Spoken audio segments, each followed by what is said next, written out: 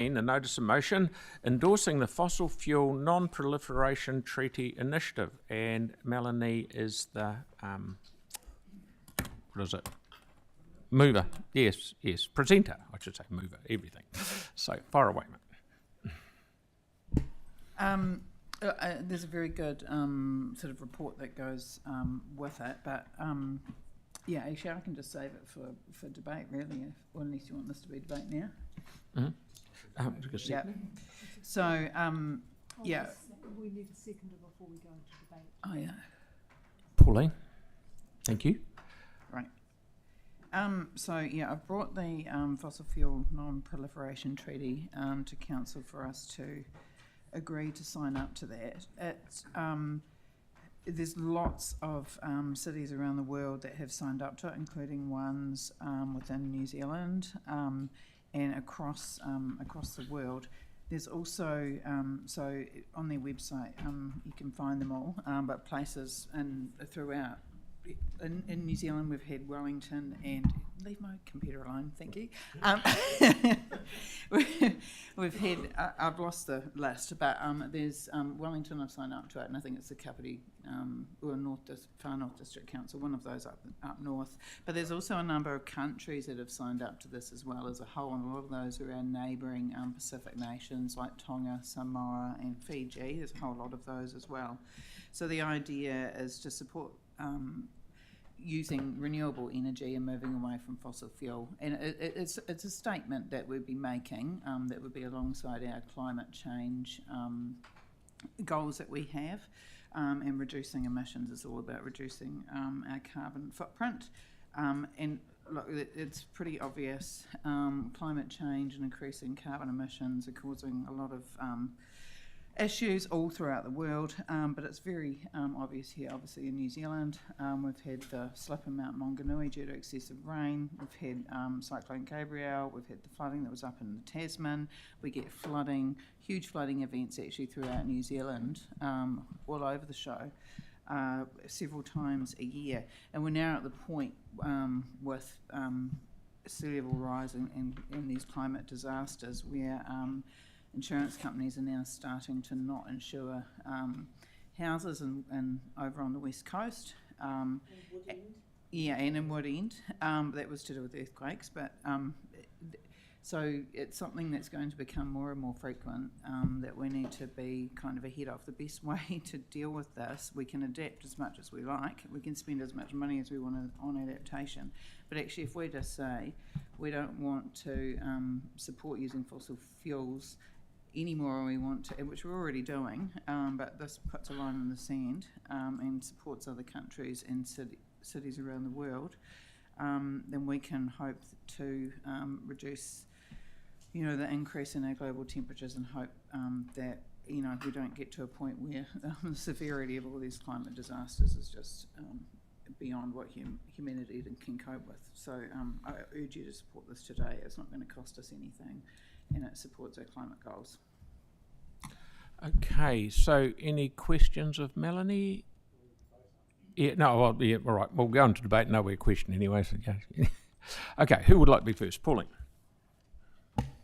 Oh yeah, look, I just endorse it, and thanks Melanie for bringing this. It is a statement that actually helps to demonstrate our leadership in climate change, and we know that, and it is non-binding, and we know that through our various consultations, particularly the last one in the LTP on our climate adaptation, that communities in Christchurch are really, really concerned about climate change, and they want to see us doing something. So this sends a very clear message that we are taking it seriously, and we want to join in the treaty in the cities around the world to reduce our fossil fuel dependency. And I also think it's a great opportunity for innovations. We've got hydrogen and solar and all sorts of other things we can do, and who knows what else will come out of this. So, and we talk about earthquakes as well. I wonder if we're getting more earthquakes because we're taking all the oil out of the ground. That's just my personal question. I don't know, but you've got to think, something space there. So, anyway, I wandered off there a wee bit, but no, I really think this is a good thing to sign up to, and it's not going to cost us anything. It's non-binding, but it's a really good message to our who've told us that they care about climate change. Thank you. Okay. Who's next? Timothy. Yeah, thank you. While in principle I really like this, but after seeing America moving to Venezuela, which has the largest reserves of oil in the world, and the recent carve-up with regards to the American oil companies in Venezuela, I lose faith when our media don't cover any of this in detail, yet they'll cover bits and pieces. That's the real problem. That's the real reason why governments aren't doing anything, because of greed. So I'm actually not going to support this today. I think that we should be sending a message to our government and the United Nations and others that it is time to get serious and stop talking the bullshit. Thank you. Okay, has that lit anyone else up to say anything? Okay, Aaron?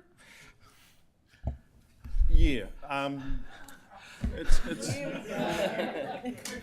He's lit up.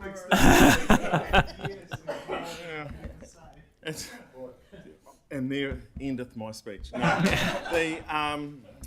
it's an interesting one, the fossil fuel, because back in, I wasn't around, but I've read the history books. In 1958, there's a fantastic campaign called the Four Pests campaign, which everyone here will be aware of.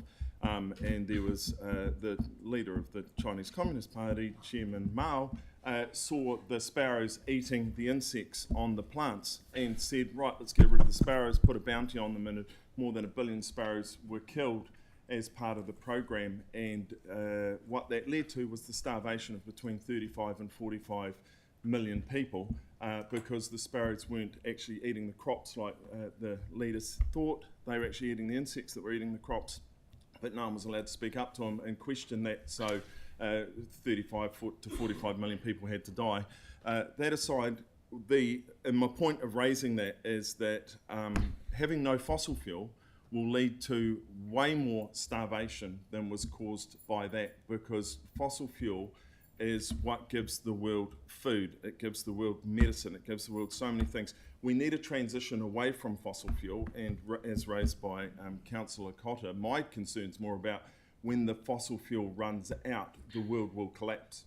So there's an economic collapse if that happens before we've made the transition. So yes, we have to transition and we have to come up with better ideas, but rather than putting our money and effort into cancelling fossil fuel, we need to put our money and effort into science and science programs and solving the world's problems. And it's on countries like all the developed Western countries that have access to that to solve the world's problems. And Christchurch has done that many, many times in the past, and I look forward to us leading the way in that again. And we have some great companies here at the moment that are leading programs in hydrogen and stuff, but there's no map I've seen and been able to find anywhere that shows that we can get enough renewables. Renewables are still under 30% of the world's energy that we can get, and it takes on average 14 years to build a power station. We just can't get there fast enough, and we've proven with our wastewater treatment plant that it takes us a long time to fix basic infrastructure,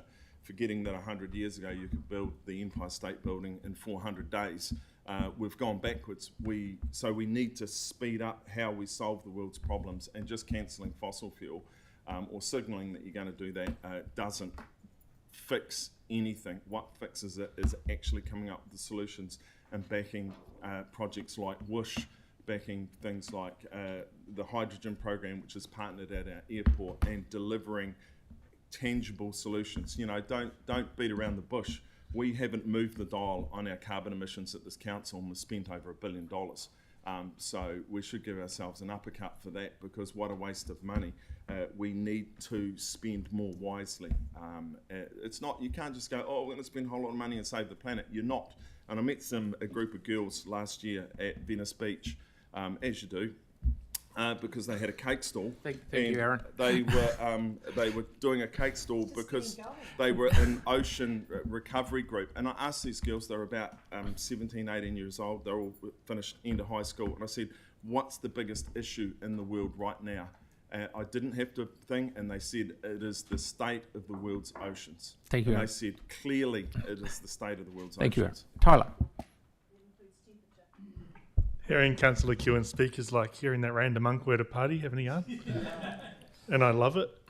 I just wanted to actually more look at the economic standpoint of things, and I did see something not long ago from the NBR talking about how going cleaner is actually more economically viable and fiscally prudent over the long term.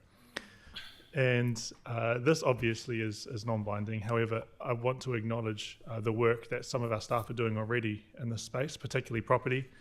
They're working on our pools and our libraries. We also have our transport and water team doing the best they can. And with more technological advances that come through, it's going to be more and more beneficial to us as a city, and actually could potentially in the long term bring our rates down, because we're not going to be relying on these things that are monopolised. For example, I remember having a diesel ute, might I say, Holden, Colorado. At the time, it was $1.50 a litre.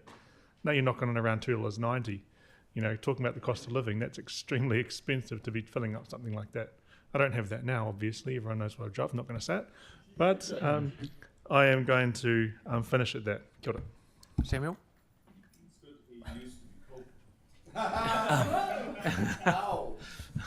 Yeah, I won't support this on the basis that we own a port and an airport. Right. My turn. It makes it sound, in my view, that we're not doing anything. We have to sign up this to make us do something. Now, I'm very proud of what the council is doing. I can't see signing up to this will make bugger all difference on what we're doing already. We've got electric boilers we're changing here. ECAN has spent millions of dollars on electric buses. We're doing 300 hectares of solar at the airport, which is over $200 million.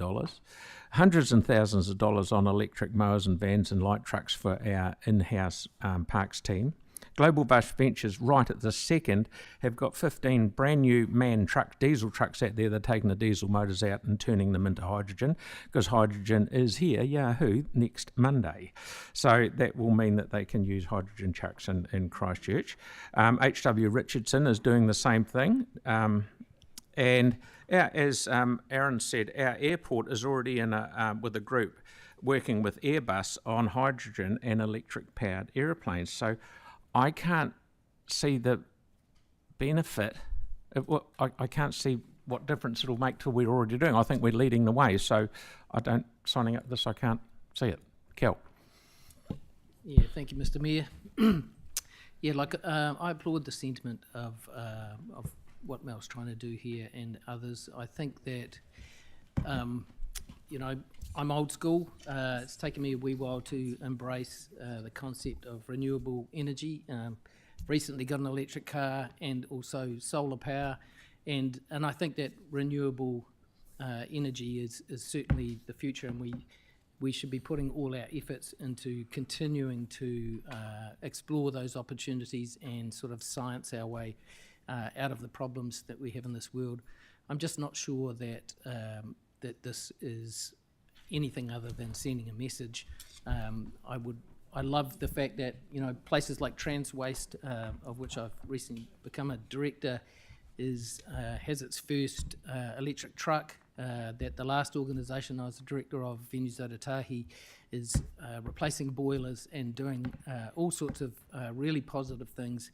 I feel like actions speak louder than words, and our organisation is doing as much as it can in a practical way to actually make a difference rather than just talking about it. So I won't be supporting this today.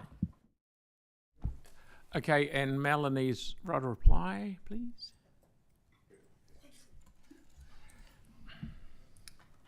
I agree with almost everything that's already been said. We are doing a lot of work towards having a renewable future. So why are we afraid to sign up to something that says that that's what we support? And support countries like Samoa and Tonga who, fear of going underwater in the future. Why can't we just sign up to that? I can't understand why anyone around here would sit and say, yes, we're doing a lot of things, but we're not. We're too afraid to write our council's name and endorse a treaty. It makes no sense to me. So this is about. It is about putting our name to something, And it is about supporting it in words, because otherwise, our country is not on this fossil fuel treaty website. Our city isn't. Our country could be, actually, if our country decided to sign up to this as well. This is what we're asking for. We are doing a lot here in Christchurch. Our city and our people are very concerned about the effects of climate change and how much it's going to cost in the future. And we're going to be bailing out people, when they need to move out away from the coastline, all those sorts of things. These are huge concerns that are ongoing for eternity into the future. And by endorsing this and supporting other countries that are suffering in the way that we are, it's the right thing to do. So we're already doing this. So there's no harm in signing up to do it whatsoever. And it's supporting our fellow countries and our fellow councils, and saying that we intend to do the right thing. It's not about banning fossil fuels. This is about moving towards renewable energy, which we're already doing. And I agree with you, Aaron. We need fossil fuels if we want them to last and not run out, so we can use them a small amount in the future, which will probably be happening. We need to ration those things, and so we need to be moving on to renewable energy as soon as we can, and encouraging other countries and other cities to take the same view that we have. So please agree to sign up today.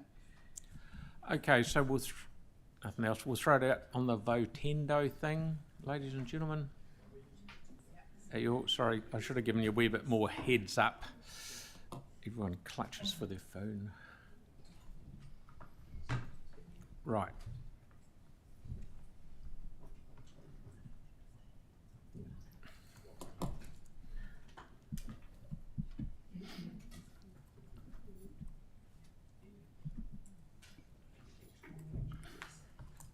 How are we going to sing?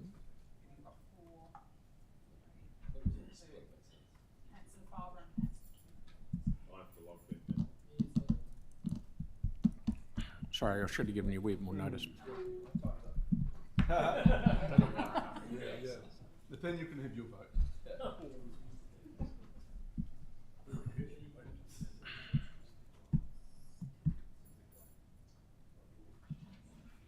Here we go, one. All good?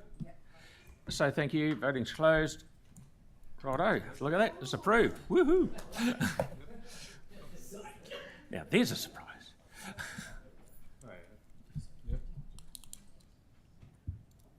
Okay, that's carried. Right. Now